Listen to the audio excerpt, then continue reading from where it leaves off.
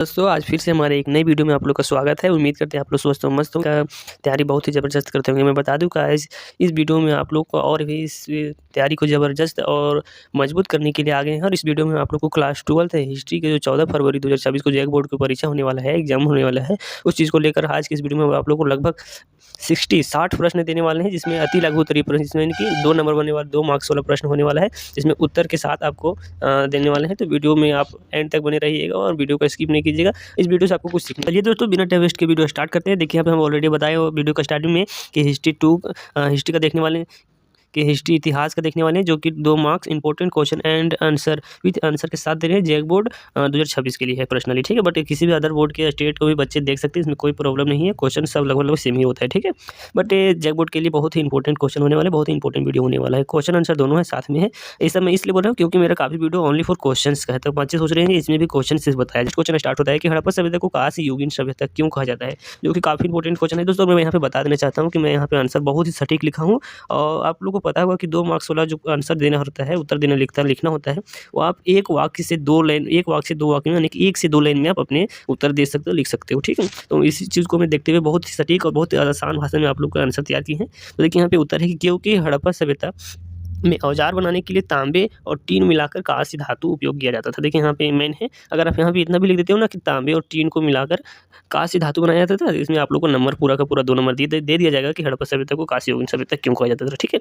देखिए नेक्स्ट प्रश्न आपका स्टार्ट होता है कि हड़प्पा सभ्यता को सिंधु घाटी सभ्यता क्यों कहा जाता है। देखिए ये भी काफी इंपॉर्टेंट क्वेश्चन है। ऑलरेडी ये क्वेश्चन पूछा है मैं, कि आप लोगों की स्टार्टिंग में भी बोला था, इसमें प्रीवियस ईयर क्वेश्चन भी इंक्लूड है, ठीक है। तो देखिए यहाँ पे उत्तर है कि क्योंकि इसके नगरों के अवशेष मुख्यतः सिंधु नदी और उसके घाटी के तट से, उसके किनारे से प्राप्त हुए हैं अधिक भाग, इसीलिए इसे हड़प्पा सभ्यता को सिंधु घाटी सभ्यता कहते हैं। बट मैं यहाँ पे एक और क्वेश्चन से रिलेटेड भी क्वेश्चन आप लोग को बताते चलेंगे, ताकि आपका 2 नंबर 1 नंबर MCQ क्वेश्चन भी इसमें आप लोग का क्लियर होते जाए। देखिए यहाँ पे हम बोलना चाहते हैं कि सिंधु घाटी सभ्यता के किनारे सिंधु घाटी किनारे आपका हड़प्पा सभ्यता का विकसित हुआ। बट मैं यहाँ पे बोलना चाहूँगा हड़प्पा नामक स्थान किस नदी के किनारे विकसित हुआ है, खोज हुआ था, तो वो हो जाएगा आपका रावी नदी। और बोला जाए हड़प्पा सभ्यता किस नदी के किनारे, तो वो हो जाएगा आपका सिंधु नदी। आप लोग ध्यान में रखिएगा। और यहाँ पे बताते चले कि आपका हड़प्पा सभ्यता का खोज 1921 में हुआ है, ठीक है। जो कि किसने किए थे, तो उन्हें दयाराम साहनी ने किए थे, जो कि हर वीडियो में आप लोगों को बताता हूँ क्योंकि इससे क्वेश्चन पूछता है, ठीक है। और 1922 में राखलदास बनर्जी ने किए थे, ठीक है। ये आप लोग याद रखिएगा। और लोथल में आपका बंदरगाह था, ये आप लोग भी याद रखिएगा। वहाँ पे व्यापार भी किया जाता था हड़प्पा सभ्यता में। नेक्स्ट 3 नंबर में है दोस्तों कि मोहनजोदड़ो के स्नानागार का महत्व क्या है, क्या है बताएं, ठीक है। तो मोहनजोदड़ो में विशाल स्नानागार मिला है, जो प्राचीन नगरों की उन्नत सार्वजनिक जल उपयोग व्यवस्था को दर्शाता है, ठीक है। देखिए हाथ से यहाँ पे टाइपिंग किया गया है, PDF को बनाया गया है, काफ़ी मेहनत लगा है। तो कहीं कहीं आप लोग को शब्द मतलब में थोड़ा सा गड़बड़ी लगेगा, तो वहाँ समझने की कोशिश कीजिए। जैसे कि फॉर एग्जाम्पल यहाँ पे प्राचीन था, बट यहाँ पे पश्चिम लिखा गया, ठीक है। आप लोग कोशिश कीजिए इतना समझने के, बाकी मैं जो पढ़ूंगा बोलूँगा उसे आप सुनने की कोशिश कीजिएगा, ठीक है। नेक्स्ट देखिए 4 में कि हड़प्पा सभ्यता का प्रमुख लिपि लिखाई कैसी थी, तो हड़प्पा लिपि अशासित और अभी तक पूरी तरह से पढ़ी नहीं गई, समझी नहीं गई है। हड़प्पा सभ्यता का जो लिपि है उसे अभी तक पढ़ा नहीं गया, ठीक है। यहाँ पे जो बोलना चाह रहा है वो सीधी भाषा में, अगर इतना भी आप लिख देंगे ना कि हड़प्पा सभ्यता के बारे में क्वेश्चन दे दें लिपि के बारे में, तो वहाँ पे सीधा लिखिए हड़प्पा सभ्यता को अभी तक पढ़ा नहीं गया, ठीक है। आप लोग को नंबर दे दिया जाएगा अगर 2 नंबर का रहेगा प्रश्न तब। नेक्स्ट देखिए दोस्तों आपका 5 नंबर में है कि मगध की उन्नति के 2 कारण लिखे। मगध की उन्नति कैसे हुआ था, मतलब उतना विस्तार कैसे हो रहा था, ठीक है, उतना आगे क्यों था। तो यहाँ पे देखिए 2 आपको कारण बताना है। तो देखिए उत्तर में बोल रहा है कि पहला कि उर्वर भूमि और कृषि, वहाँ का जो मिट्टी था वो बहुत ही उपजाऊ था और वहाँ पे खेती होती थी, इसे एक कारण माना जाता है उन्नति होने का, ठीक है, अमीर होने का। दूसरा है कि लोहे के समृद्ध भंडार, जिनसे हथियार तथा कृषि उपकरण बनते थे, ठीक है। मैं आपको बता दूं कि जमशेदपुर जिसमें लोहा का होता था, उससे होता वही भाग में, इसी भाग में पाया जाता था, मगध में ही। तो इससे आपका हथियार वगैरह बनाया जाता था, कृषि का औजार बनाए जाते थे, इससे मगध उन्नति के कारण माना जाता है, ठीक है। नेक्स्ट नंबर में है कि शासक बिंबिसार का योगदान क्या रहा, शासक बिंबिसार जो थे उनका योगदान क्या रहा। तो देखिए यहाँ पे उत्तर है कि बिंबिसार ने मगध का विस्तार किया और उसे एक मजबूत साम्राज्य बनाया। नेक्स्ट देखिए 7 नंबर में है कि गुप्त काल को भारतीय इतिहास के स्वर्ण युग क्यों कहा जाता है। तो देखिए यहाँ पे उत्तर आपको बोलना है कि कला, साहित्य, शिक्षा और वैज्ञानिक प्रगति के कारण इसे स्वर्ण युग कहा गया। किससे कहा गया, गुप्त काल को स्वर्ण युग कहा गया, किस कारण से, तो कला, साहित्य, शिक्षा, वैज्ञानिक सभी चीज़ें वहाँ पाए जाते थे, इसके लिए स्वर्ण युग बोला गया गुप्त काल को, ठीक है दोस्तों। नेक्स्ट देखिए 8 नंबर में है कि विजयनगर साम्राज्य के मुख्य रूप से किस क्षेत्र में था। विजयनगर साम्राज्य मुख्य रूप से किस क्षेत्र में था वो बोल रहे थे। यहाँ पे देखिए उत्तर है कि यह दक्षिण भारत में स्थित एक शक्तिशाली साम्राज्य था। जो कि विजयनगर साम्राज्य है वो भारत के किस क्षेत्र में, किस साइड में था, तो वो था दक्षिण भारत में, ठीक है, दक्षिण साइड में था। नेक्स्ट देखिए 9 में है कि भक्ति सूफी परंपरा एक उद्देश्य क्या थी।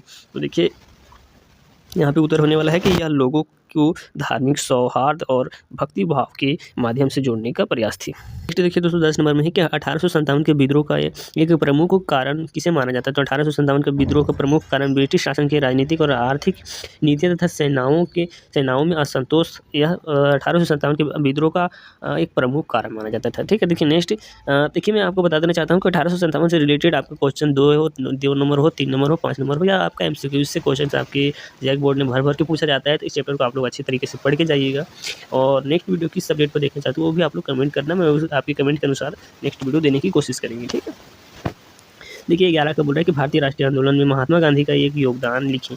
तो भारतीय राष्ट्रीय आंदोलन में महात्मा गांधी का एक योगदान है कि सत्याग्रह अहिंसा के सिद्धांत को अपनाकर लोगों को संगठित करना। नेक्स्ट 12 में है कि स्वतंत्रता प्राप्ति के लिए भारत में कौन सी बड़ी पहल हुई। तो सविनय अवज्ञा आंदोलन ने लोगों को एकजुट किया। ठीक है, देखिए नेक्स्ट है कि भारत की संविधान सभा किसने तैयार किया था। तो भारत की संविधान सभा आप लोगों को पता होगा कि डॉक्टर भीमराव अम्बेडकर ने किए थे, जिसे प्रारूप समिति के अध्यक्ष माने जाते थे। ठीक है, लेकिन जो आपका अस्थायी अध्यक्ष होते वो आपका डॉक्टर राजेंद्र प्रसाद थे। ठीक है, आप लोग याद रखिएगा। भारतीय संविधान कब लागू हुआ था आप लोग कमेंट कीजिएगा। ठीक है, क्योंकि ऐसे भी क्वेश्चन आपके जैक बोर्ड पूछता है, को आपके एग्जाम पेपर में पूछा जाता है। ठीक है, MCQ में। देखिए नेक्स्ट आपका 14 नंबर में है कि भारतीय संविधान कब लागू हुआ। तो भारतीय संविधान आपका 26 जनवरी 1950 को हुआ था, जो कि यहाँ पे देखिए आप लोग को आंसर में पूछ दिया। ठीक है, नेक्स्ट देखिए 15 में है कि संविधान बनाने में कितना समय लगा था। संविधान सभा को बनाने में लगभग 2 वर्ष 11 महीने 18 दिन लगा था, जो कि काफ़ी इंपॉर्टेंट क्वेश्चन है। ठीक है, 15 प्रश्न, और इसके बाद जो हम देने वाले हैं इसके बाद भी आप लोग को 50 प्रश्न रहने वाले हैं, 50 क्वेश्चन देने वाले हैं, जिसमें भी आप लोग का वह भी क्वेश्चन 2 ही मार्क्स का है। ठीक है, यानी कि आप लोग का टोटल 65 प्रश्न देने वाले हैं। ठीक है, हमने बोले वीडियो का स्टार्टिंग में 60, बट यहाँ पे हम लोग तैयार किए थे क्वेश्चन आप लोग के लिए टोटल 65 प्रश्न। ठीक है दोस्तों, देखिए यहाँ पे प्राचीन भारत यानी कि सीक्वेंस में आप लोग को सेट करके दे रहे हैं। तो देखिए यहाँ पे आपका फर्स्ट क्वेश्चन स्टार्ट होता है कि हड़प्पा सभ्यता का समय क्या था। तो हड़प्पा सभ्यता का समय आप लोग को पता होगा कि लगभग 2500 ईसा पूर्व से 1500 ईसा पूर्व माना जाता है। ठीक, बट कहीं कहीं इसका अलग है, जो आपका NCERT में है वो आप लोग पढ़ लीजिएगा। ठीक है, नेक्स्ट देखिए हड़प्पा सभ्यता की सबसे बड़ा नगर कौन सा था। तो हड़प्पा सभ्यता का सबसे बड़ा नगर मोहनजोदड़ो था। ठीक है, नेक्स्ट देखिए दोस्तों, नेक्स्ट आपका 3 नंबर में है कि हड़प्पा सभ्यता की अर्थव्यवस्था का आधार क्या था। तो हड़प्पा सभ्यता का अर्थव्यवस्था का आप लोग को पता होगा कि कृषि और व्यापार, वहाँ पे कृषि के साथ व्यापार भी काफ़ी अच्छी और काफ़ी ज़्यादा मात्रा में होता था। ठीक है, तो वहाँ पे हड़प्पा सभ्यता का अर्थव्यवस्था का जो आधार बोला जा सकता है वो कृषि और व्यापार दोनों था। ठीक है, नेक्स्ट देखिए आपको 4 नंबर में बोल रहा है कि हड़प्पा नगरों की सड़कें कैसी थी। तो हड़प्पा नगर की सड़कें सीधी और एक दूसरे को स्तंभों पर काटती थी। यानी कि मैं आप लोग को बता दूँ कि हड़प्पा सभ्यता आज से कितने साल पुराना है। ठीक है, बट वहाँ पे आपको बता दूँ कि आज जैसे आपका शहर है उस तरह का वहाँ पे आप लोग को विधि व्यवस्था देखने को मिला होगा। ठीक है, जो आप चैप्टर पूरा पढ़ेंगे तो उससे आप लोग को पता चल जाएगा। ठीक है, नेक्स्ट देखिए आपका प्रश्न है कि हड़प्पा सभ्यता की लिपि कैसी थी। तो हड़प्पा सभ्यता की लिपि चित्रात्मक और अब तक अपठित है, यानी कि हड़प्पा सभ्यता की जो लिपि है वो चित्रात्मक है, लेकिन अभी तक उसे पढ़ा नहीं गया, सो बोला जा रहा है। ठीक है, देखिए नेक्स्ट है कि वैदिक एवं महाजनपद काल का है। ठीक है, वही इसी के साथ आंसर है कि ऋग्वैदिक काल की मुख्य आजीविका क्या थी। तो ऋग्वैदिक काल की मुख्य आजीविका आपका पशुपालन था। ठीक है, नेक्स्ट देखिए आपके 7 नंबर में है कि उत्तर वैदिक काल की मुख्य विशेषता क्या थी। तो हो जाएगा आपको उत्तर में कृषि का विकास और वर्ण व्यवस्था मजबूत होना। नेक्स्ट आपका 8 नंबर में है कि महाजनपद कितने थे। तो महाजनपद आप लोग का 16 महाजनपद था। ठीक है, जिसमें सबसे शक्तिशाली महाजनपद उसे मगध महाजनपद माना जाता है। ठीक है, देखिए नेक्स्ट है कि मगध की राजधानी क्या थी।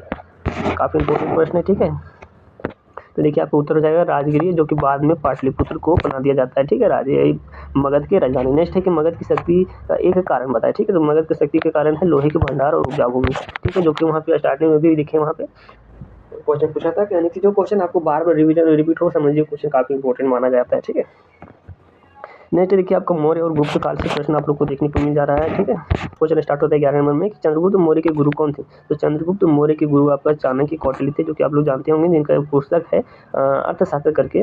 वो आप लोग दुनिया के सबसे मतलब तेज और शिक्षित इंसान माने जाते हैं। ठीक है, नेक्स्ट देखिए आपका है कि अशोक ने कलिंग युद्ध के बाद क्या अपनाया। अशोक ने कलिंग युद्ध के बाद क्या अपनाए थे। तो बौद्ध धर्म और अहिंसा का अपना लिए। ठीक है, बौद्ध धर्म को अपना लिए और युद्ध करना छोड़ दिए। बट आप लोग कमेंट में बताइएगा कि कलिंग का युद्ध कब हुआ था और किसके साथ हुआ था।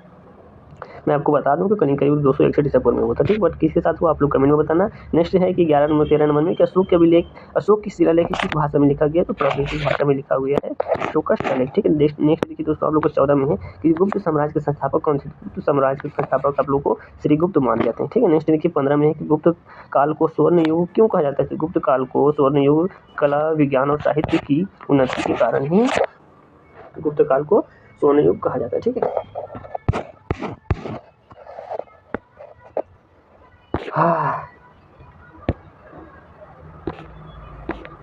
नेक्स्ट देखिए दोस्तों आपका 16 में बोल रहा है कि दिल्ली सल्तनत का संस्थापक कौन थे, तो कुतुब ऐबक थे, ठीक है, कुतुबुद्दीन ऐबक। नेक्स्ट आपका 17 में है कि अलाउद्दीन खिलजी का एक सुधार लिखे, तो हो जाएगा बाजार नियंत्रण नीति। नेक्स्ट है 18 में कि मुगल साम्राज्य का संस्थापक कौन था, तो मुगल साम्राज्य का संस्थापक बाबर थे, जो कि काफ़ी इंपॉर्टेंट है, ठीक है।